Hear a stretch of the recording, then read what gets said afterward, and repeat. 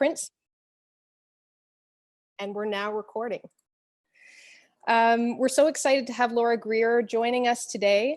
I'd like to start off with a land acknowledgement.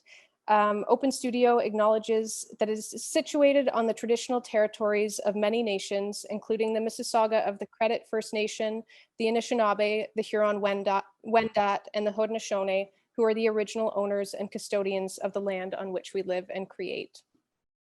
I'd also like to acknowledge that on June 21st, it was National Indigenous Peoples Day in Canada, and that it's also the end of Pride Month. And I would urge everyone to reach out and become allies and take action in the community around you. A little bit about Open Studio and Print Speak. For anyone who's new to Open Studio and joining us today, thanks so much for being here. Open Studio is an artist-run center dedicated to contemporary print. We offer accessible, inclusive, and affordable printmaking facilities, programs, and services for artists and the public from across Canada and abroad. And my job, I love to connect artists, meet new people, and work in the studio. And we run lots of different programs, visiting artists, education programs. So we're really excited to be getting back into the studio. I'm at Open Studio in our facility today, and we're going to be opening up for artists in the next couple of weeks. So that's a really exciting development. Print Speak is a new virtual education series that focuses on the incredible artists whose work pushes the boundaries of print media. These talks will take you on a journey with each artist to learn about their passion for creating. And just before we get into the rest of the talk, just a little bit of Zoom etiquette. Make sure that you're on mute.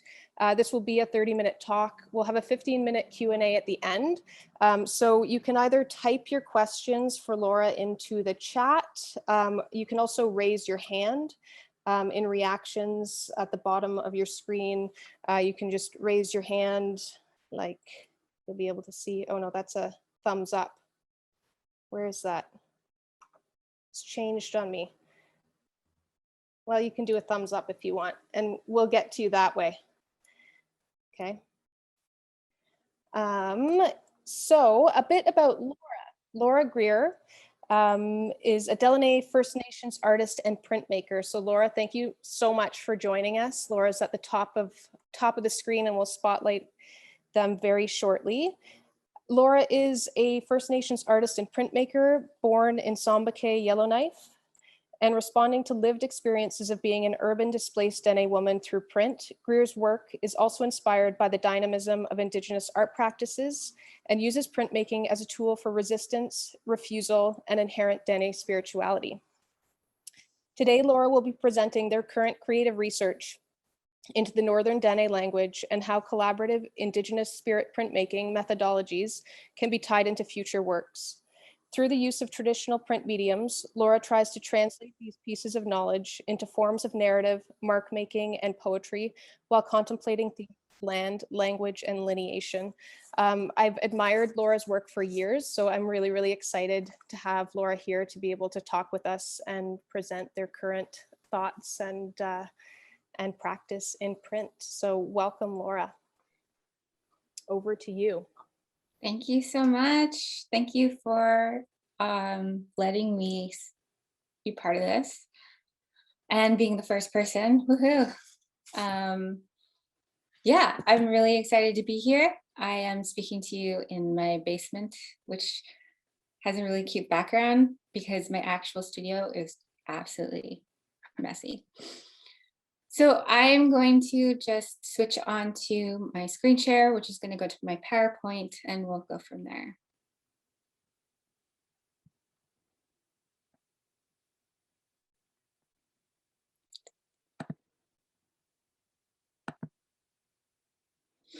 And I'll get rid of you.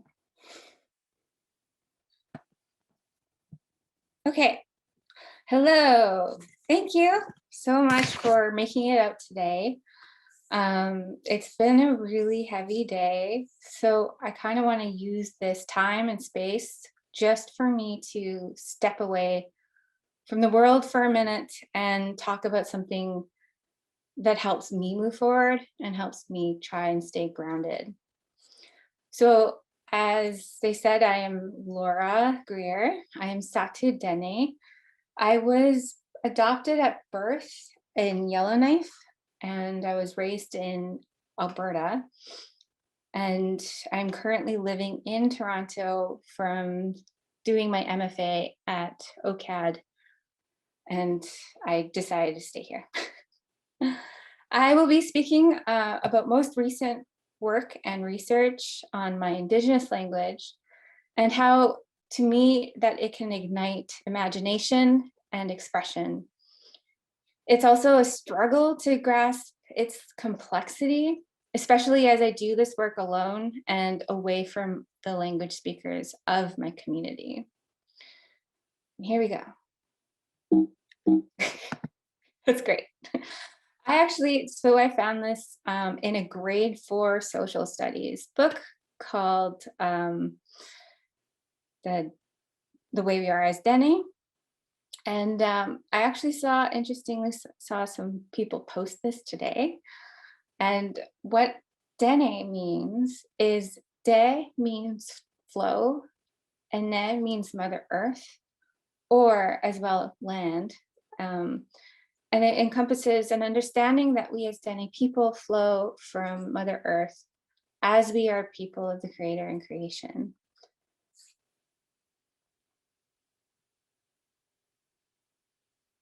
Okay, so within the northern regions, there are vast amounts of languages and dialects. And the northern Dene they traveled around and across the land as families and small communities. So as they would travel, they would have their own way of saying things, as maybe you would in your own family. And one region could have many dialects of the same language. And like my specific language is Satugotine, which is located in Délı, which is in the red there. And I found that I used to call it North-Slavi, but in my research and findings mostly states that the name is many. So in recent reconnections with my biological family, I've been able to talk to my biological uncle, and it's been really amazing. And I asked them once about something, and they were like, the North-Slavi language was made by the government. And so the name North-Slavi doesn't make any sense because there are many dialects. And I stopped using that name. So in my fun studying days and times, I was able to read a lot about Indigenous language research and ideologies, which are written by some really amazing Indigenous thinkers and scholars. I tended to gravitate towards Margaret Kovach, and maybe it was the way that they called out like academic problematic settler dominance and hierarchy, or it was that they also mentioned French fries in their scholarly book. And I wanted to take away some of these words that they said, which is, within the structure of story, there is a place for the fluidity of metaphor, symbolism, and interpretive communications, for a philosophy and language that is less definitive and categorical. Skilled orators then and now were able to imbue energy through word choice and allow listeners to walk inside the story to find their own teachings. The interpretation and the teaching taken becomes the listener's task. With the listener's involvement, the insight gained from the story is a highly particular and relevant form of knowledge exchange. So, and this helps me think through how I was going to write an entire thesis in my MFA at OCAD. I wanted to use story and Dene spirituality knowledge as the primary format while inserting Indigenous research methodologies into the thinking. I came up with this type of process of a more Indigenous way of printmaking, one that is more relational, one that connects this inherent spirituality that I carry and bring it into a traditional print medium, which serves as a vessel to translate this extensive research and knowledges that I have been gifted. So the first being, there's 6 methods, and those who are printmakers, who are a lot, you're all here, will understand that practice is primary to making.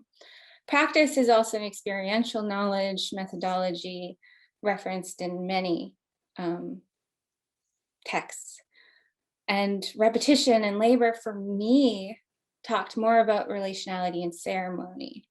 So as I like grain the stone over and over, or make a movement over and over, to me, that is when I am in my space of being able to relate, and that's my ceremony, and that's my calm. And process is basically your knowledge and conceptual understanding.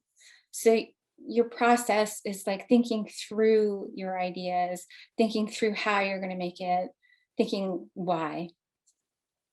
And community, print shop culture and connectivity is amazing. I love everyone that I come across. And there's a lot of really amazing exchanges and collaborations that happen that can grow in print shop culture. And responsibility, power and truth. So you're responsible for what you make and what content that is and what it says and how it's saying things to your audience. And spirit. For me, that is the intuition and the inherent indigeneity that drives a lot of the ideas. So through this, I made a series of work that used both Dene readings and my own experiences to express mark-making narratives that touch on the inner conversations I was having with the stone. Having the language really became this coded way of expressing the idea that I was trying to relay. And it just became actually quite central to the work. And it was also a way of like defying the artist statement. I didn't want to just write an artist statement. I didn't want to just write a thesis. So I started to accumulate the works that I was able to find and use them. This is a print made, I melted like chocolate and ground up cheesies and put that on my lips and basically mouthed a poem I wrote out of heartache, I guess. So as a result, my approach to making has drastically changed. I became kind of sad that I did not have a lot of words, and the words that I did have were missing the way that they were called, or they were missing like their history. I might not be able to go up north, but I was able to get grants that could give me access to a certain amount of resources and documents that could help. So this is these books that I managed to find. I think in the UK, I had to order them. There's not very many left. I found it's an accumulated research by Karen Rice and by many other Dene people, including my late biological grandfather. And all of this information is gathered into these series of books. Slavery is also given, the name is actually given either by settlers or other indigenous people who describe the Dene as slaves. No story is like really certain, but its origins are likely offensive. But this is my actual language and its translation. So sa means bear, tu means water, Dene means people, and kede can mean language or yati. And once I found like the actual breakdown of words, oh my gosh, it's amazing. So I'm not going to overwhelm you too much with these scans and documents. It is incredibly dense.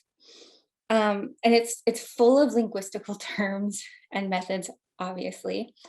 And that is something that really I try not to get overwhelmed also by. I still don't understand a lot of it, and it does make some of it very difficult to learn. Either way, I started just concentrating on the Bear-like dialect, just focusing on it. And it says it's straightforward. This life is quite straightforward. No, it is not. And I found that funny, but especially you have a lot of contradicting letters. If you obviously have mostly English as your reference point to pronunciation, so you can't read it as English as easily. And I studied Japanese for 5 years, and at one point I was fluent, but there were some similarities as the way they pronounce some of their vowels, but that was the only thing that kind of helped. So the highlighted parts are the pronunciation and what is actually written and the how to say it. It's overwhelming to look at, but basically this is the sound system of different letters and how different dialects pronounce them. So I found this is what I mean by there's contradicting words. So you actually make like a W sounding W sounds when it actually it's written with an M or a B, and it goes on with like different things, but there's still a lot that sounds exactly kind of how it looks.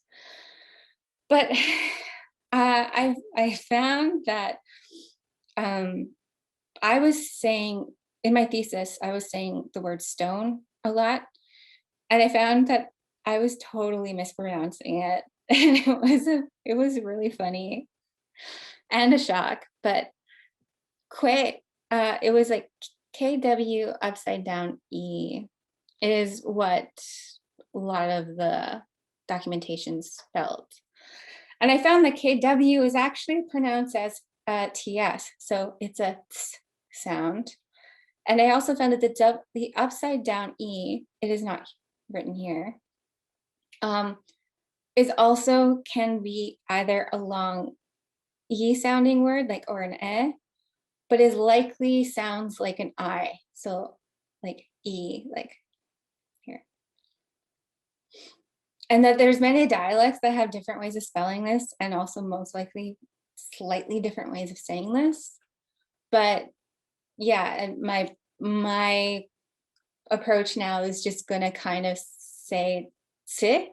So it's kind of like I'm saying eh, but I'm also saying eh at the same time. But I'm still very much learning. I'm just going to show you just some interesting things that I found, and that the language has many French words in it. So like masicho means thank you, and it's obviously taken from the French word, or that le chapeau actually means cowboy hat. Who knew? No, but the Dene word is li chapeau, and things like le sel is actually sounds like le sel in certain Dene dialects. But I wanted to note that because the Dene language is just shows that it continues to develop and dating back hundreds and thousands of years, but still continuing to be made by and with other languages. So this is a piece of my notes, but before looking at my own language, I knew that many Indigenous languages have gender neutral ways of speaking. I always carried that, and I also speak in such a way and view myself in such a way that is non-binary. And I found that my own language has that room in many ways of its speaking. In my research, I found that they tended to say she, him, or she, her. There was never one over the other, unless you knew who you were talking to and they chose to reference them as her or he. But now I had the words to describe the pronoun in a way of speaking from an unspecified possessor. And likely that there was an unspecified possessor was mostly from animals. That was, it was like a different way of speaking to one another in a gender option and neutral way. There's just different ways that they can speak to and to each other.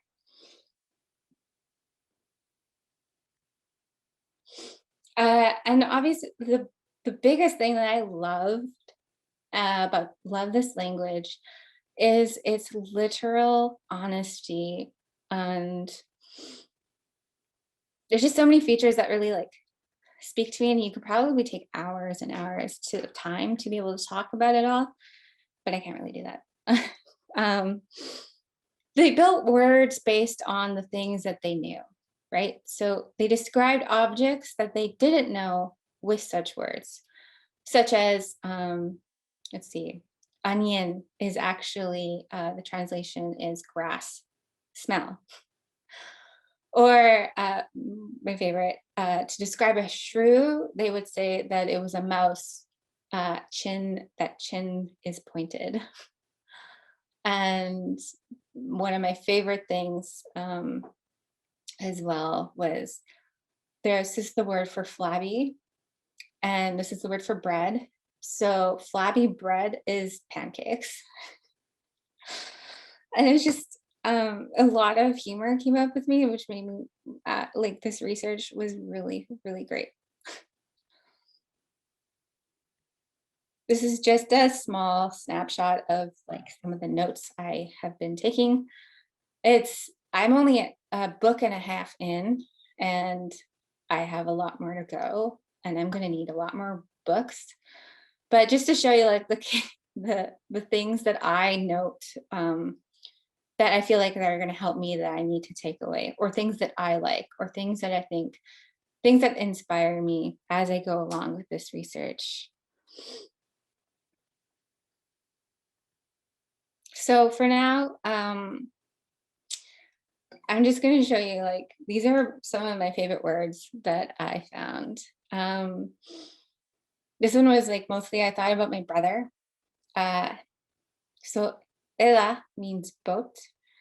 Kinarete means flies around. And that is how they described an airplane.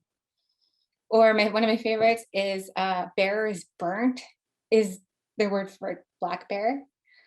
And man is angry is what they use to describe an old man. Yeah, you're welcome. Okay, so this brings us to what I am looking at now. I've been thinking a little bit deeper about the living things in print and how I can work with them outside the print studio with less toxic chemicals. As I find words, I am gravitating towards emotions of land, to like find the words of land and find out how they might feel and what those words might be. And also to find out more about like wood and metal. I started with doing a bit of research on electrometal etching, and with the help of my partner, who who I knew would be really interested in helping me with this. And they have an electrician background, so I knew that I wouldn't hurt myself. I used a like nail polish to make the resist, and it's such a flashy way of like being like this process. It was incredibly smelly, but afterwards, like when it would actually show different colors. And it's a great way to use things that I actually weren't using anymore, nail polish. And it's basically, you use electro currents to etch into the metal. We're using a bath of salt water. Like it has to be pure salt, it has to be a certain amount of voltage. And you use a sacrificial, that's what they say, sacrificial metal to connect to. And it actually worked really well. In fact, it worked too well. I did not anticipate how like well it worked, so I completely over etched it. I was intentionally looking for false biting, and I was intentionally trying to find different ways that it would do things without me, like just by itself. But I still drew into it. But yeah, the etching, it was way too long, and it made a really deep grooves, and became more of a relief. I thought that I looked at my notes to find things that spoke to me about this work, and I was still drawn to the rock, as I think it can continue to want to be in the conversations. So just as this is a test, I used several rocks, which are also fossils, to make the swirling lines. And then I would actually dry point etch in features from those fossils onto the plate. And there was something that I found that jumped out to me, and it said, "Se segoteneteki," which means rock fell towards me.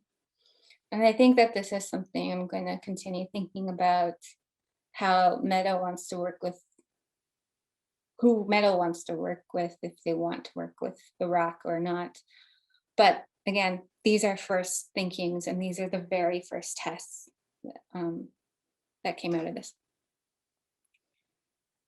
And finally, I've been thinking about wood a lot, and I was going to think about like more relief wood, but I ended up finding a technique called mokulito, and it was exactly what I have been looking for. It's exactly what I was kind of dreaming for. And it's a process that uses stone lithography methods, but it uses wood instead of stone. It is very picky. You have to sand the wood, it has to be wood that's not heavy in resin. And I found that using sizing helps. I use nori paste and water and do a few coats first. But the still thing applies. If you use greasy substance to draw onto the wood and coat it with gum arabic, and that's what kind of gives it its lithography outcome. So like I poured through Instagram, mostly Instagram, to see others who are working in this medium. And I found that a lot of them had some really defined works. And I was just trying to figure out like how they can get there. And obviously different things contribute to it. So how they're printing it, they have to use like foam rollers instead of rubber rollers. The paper is also very important. A lot of them were using Japanese paper as well as a press. Obviously, I don't have a press.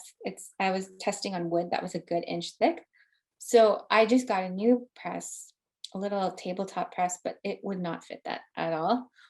So I am going to be working with some smaller, very thin wood to see how that would work in a press. And it also depends on the etching. in a way, because like I found that leaving it in the sun helped. There were some that worked better when I left it in the sun while putting a few coats of gum arabic on. So after a few rounds, I was able to get a couple successful pieces. Like I'm still very hopeful that this is gonna work how I want it to work, but it's still trying to like get familiar with me, I suppose. But I really loved what was happening, and all of this was made by marks with a stone of some sort, and made by these fossils I've been collecting while I go for walks with my brand new puppy. Um, but now moving forward, I want to think more. I want to think about what the wood is saying, and like what would the wood want to say?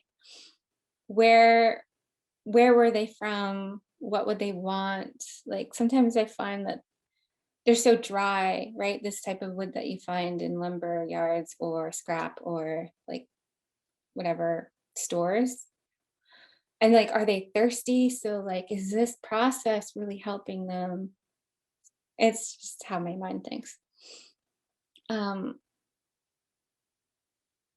Yeah. So I managed to get some successful things, but it had to be really greasy and really, really saturated with the liquid touche to get the marks.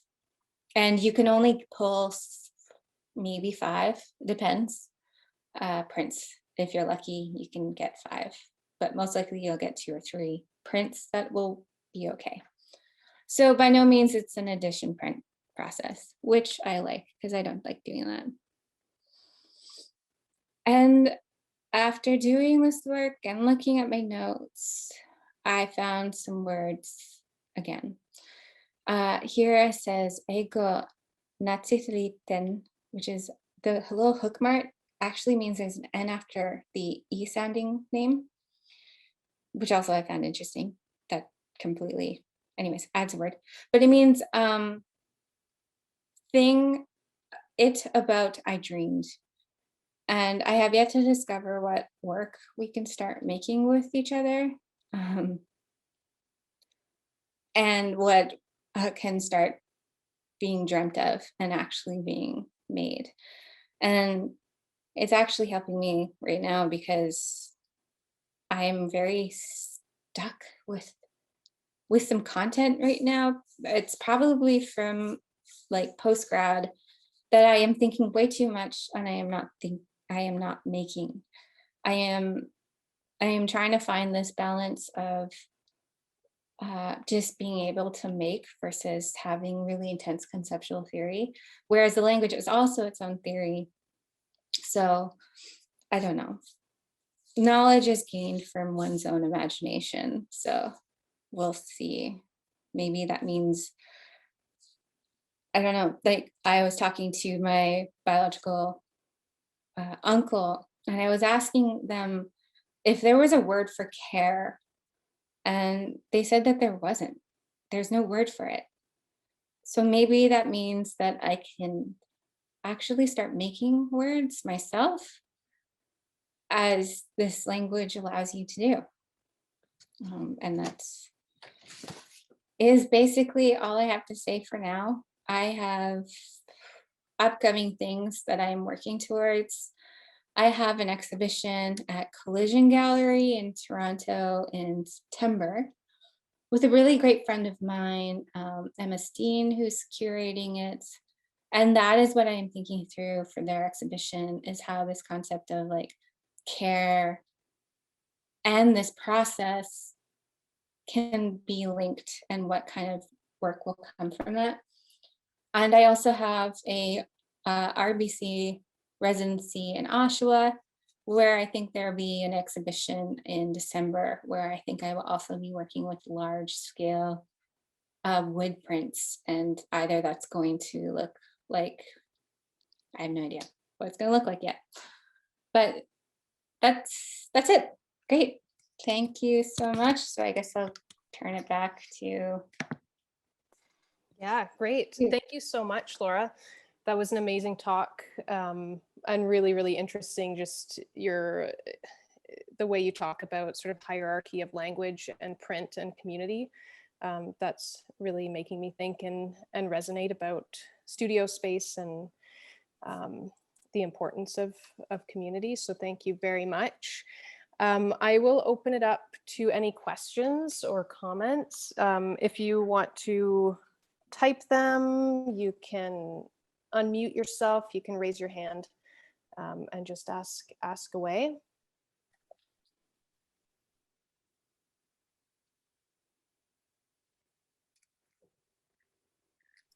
I realize I can't see everyone, so I can't actually see if hands are raised. I'm going to flip through and just maybe just unmute yourself if you do have a question. I don't see any questions yet. Oh, Allison Judd is raising their hand. My real hand. I can't find the other hand. I can't find it either. I don't know. Hi, thanks, Laura. That was very good. There's lots to think about and digest. And I think that's what I find really challenging sometimes about this is processing my questions fast enough. But anyway, so thank you. I was sort of interested in a way where you think, because I know a lot of your research is sort of searching and piecing. I sort of feel like it's piecing things together or finding the clues and piecing it together. But then I think about how, particularly with the prints you're doing now, there's a lot of experimentation and practice. So I guess I'm interested sort of where you think chance, like does chance, where does that fit with you? Is it something you think about? Yeah, 100%. I think that these processes and the processes I'm drawn to are the chance, like happy mistake ones. So I was very excited to see the etching, if it was successful or not. But I like the marks that it makes itself, and it speaks that way for itself. So I'm more open to chance, and it's just that's what makes it really kind of stressful. Is that, yeah, like as a printmaker, you have this mindset of planning, but you have to put that aside and let it kind of flow itself. And I think that's exactly what's lined up with this research as well, is that I don't have any control over what I'm finding in the language research and how I get it or not. I don't know. Okay, thank you. Yeah. Thanks. I'll think about that. Yeah. Great. And we have a question from Pootie Tong who says, thank you for the great talk, Laura. Question, do you have any rough drafts words that you're considering as candidate-based words to create the word care? And Pootie says he did not proofread that with a smiley face. Yeah, there are things that you can be like, things that are kind of like, there is a word that says like to feel good about oneself, or to think well. And you can, I don't know if there's a word to say like to think well about yourself or to think well in general. But there are words that you can kind of just leave it up yourself. So like when I was trying to think of, I still don't have it yet, of the title for these upcoming shows about self-care, I still am stuck on what I would say versus what that might actually mean to the community. That they would probably I'm actually really interested, because they'll probably think it's funny. So they'll be like, those don't go together. But they're also probably like, that could go together. Yeah. Thank you.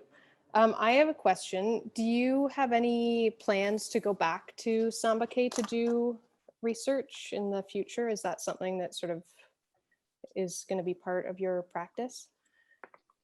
Yeah, eventually. I think that that is a really big step.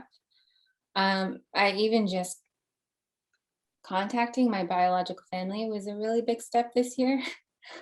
I haven't ever really reached out to them until this year, and I am 31 years old already. And it's been great, but also really scary. And you have to have a lot of space, a lot of breathing space. So I don't have the energy to text every week or not.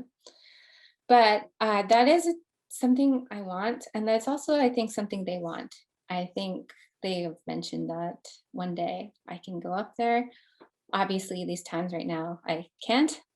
But I am looking at my possibilities of doing a PhD.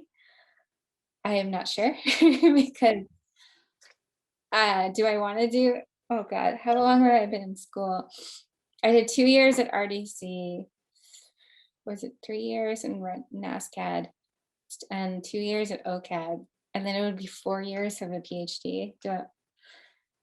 I would love to, but I think that if I were to pursue something like that or have some sort of research funded, either through a PhD program or not, going up north would be very important. And I wouldn't, like, it would be kind of for me. So I don't want to have to, I'm not going to be obligated to actually bring back information for people because that's not for them, the institutions or the funders. But yes. Great, thanks. We have one more question, and then I think we'll wrap it up here. So from Tarisha Santos, to what degree can a person be spontaneous and experimental while still following the 6-step methodology? Is it more fluid than structured? Oh yeah, like I made it to sort of appease, the thesis people. They loved it. They loved seeing Indigenous methodologies. But it was absolutely meant to be transitional to many people and many, many perspectives. So that specific thing was my own personal one, whereas like anyone can describe their own process and how they make in their own way and make their own methodology.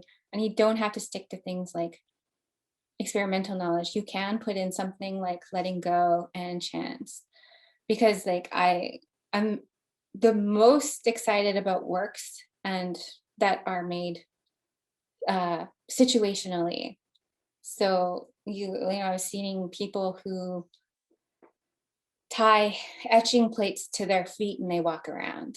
The Denise Horatio is like obviously my absolute favorite artist, and their work also, their situational leaving up to chance mark making is very exciting, and I would be interested to see like their process and their methodology as well as anyone else's. Great. So we have a few thank yous. Nick Schick says, thanks, Laura. Excellent to hear you talk. Leah says, thank you, Laura. It was such a thoughtful and informative presentation. Tarisha says, beautifully worded. Thank you. Pamela Dodds. Laura, I appreciate your openness about your process, questions, doubts, experiments. Thank you. Laura, do you have any sort of closing comments before I wrap up here? No, but like, I will eventually be able to start doing some work maybe at Open Studio. And if you are people who can be there and can help with some of this, like Mokulito, large scale work that, I have eventually when things are safe, feel free to just reach out to me, because I will be living here in Toronto probably for a long time. And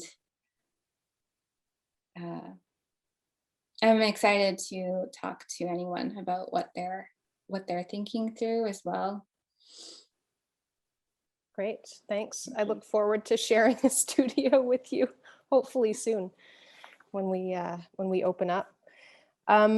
So just before we leave, I'm just gonna remind folks that we have 2 more Print Speak sessions, and thank you so much, Laura, for being our first Print Speak participant. It was amazing to hear you talk, and sharing with us was really incredible. So we have our next speaker on Thursday, July 8th is going to be Khadija Morley, who's going to talk about Shinkolé and relief printing. So same time, 1 to 1:45. And then our final series this summer will be July 22nd, also on Thursday. Jesse Purcell from the Just Seeds Collective will be talking about screen time and exploration of personal, professional, and politically engaged screen printing. So that's going to be really a great talk as well. So same time. And Laura Badalowska, our office and program manager, is putting those in the chat right now, so you can find that. So again, just thank you to Laura Grier. Thank you to Open Studios Education Committee, because this was a joint team effort of sort of brainstorming and collaborating ways that we could come together in this time. Thanks to everyone here for supporting this series. It's great to see faces, and I hope you'll join us again. Laura Grier will be teaching a hands-on workshop in the fall.